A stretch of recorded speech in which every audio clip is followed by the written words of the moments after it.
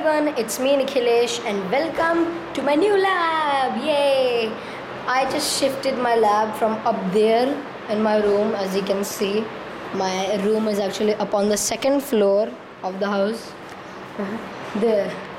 So I just shifted my lab from there to here, and we are going to celebrate that by doing a very not so very maybe interesting experiment. We are going to make borax at home, but some people might ask that what is the need of making borax at home in any way.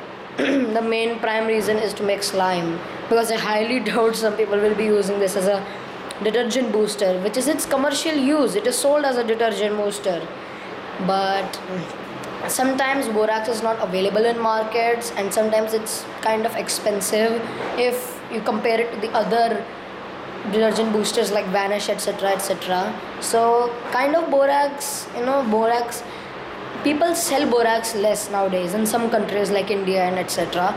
Because I just went and explored my whole sector with my parents, and I couldn't get borax anywhere. So I thought that why don't we make borax at home with commercially available chemicals. These chemicals you will be able to get from any chemist. Like seriously, they are so common. The only two chemicals you need are boric acid and sodium bicarbonate to do this reaction. So beforehand, as I don't have an editing software, I made the boric acid solution, filtered it and cleaned it, and here it is on my magnetic stir plate. This is a boric acid solution, and I can easily prove that with some pH paper. As you can see, if it's neutral, it will go a bit of green. I don't know why my camera is picking up it as yellow, but it's green.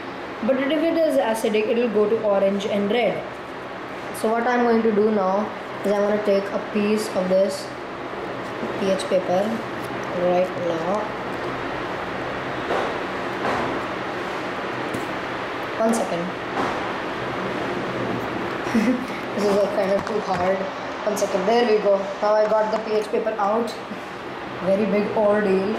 So here is the pH paper, but if we dip the pH paper in water, see, its color change. I don't know why it is not picking up, but I guarantee you the color is absolutely green.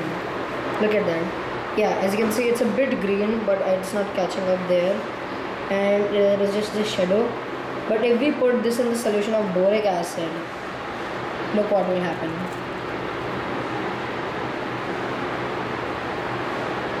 Yeah, it changed a bit orangish, as you can see right here. I mean, it changed a bit green because I already tried adding some sodium bicarbonate in there to neutralize the boric acid, but honestly, it's not neutralized yet. So what are we going to do right now is I'm going to add sodium bicarbonate here into the solution of boric acid in order to make some sodium tetraborate. Now as you can see, it's not completely neutralized yet. So here we have a spatula. If I add it, as you can see, not much happens when you add it. Oh no, it's fizzing actually already. So as you can see, it's still not neutralized. It's fizzing a lot. As you can see, it's making a lot of bubbles, and that is the proof that the boric acid is not neutralized yet. I thought that I was just going to test it. I didn't think I was going to neutralize this so easily. But as you can see, the pH paper is not so critical on these things, so it didn't pick up like all the stuff. But what you have to do is just continue this and keep adding more and more sodium bicarbonate until it stops fizzing, and it will form disodium tetraborate. So now, with this thing, what is the main use you are probably going to do? While it's happening over there, I'm just going to add another spatula and tell you about this reaction. Then, like, there we go, we added that in.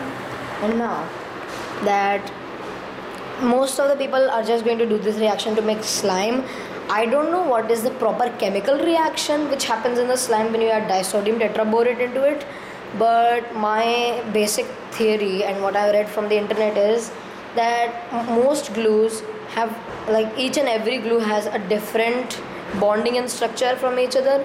So when you actually add disodium tetraborate, When the glue actually dries, it freezes. I mean, it not freezes, it solidifies and connects to the whatever thing you added it to.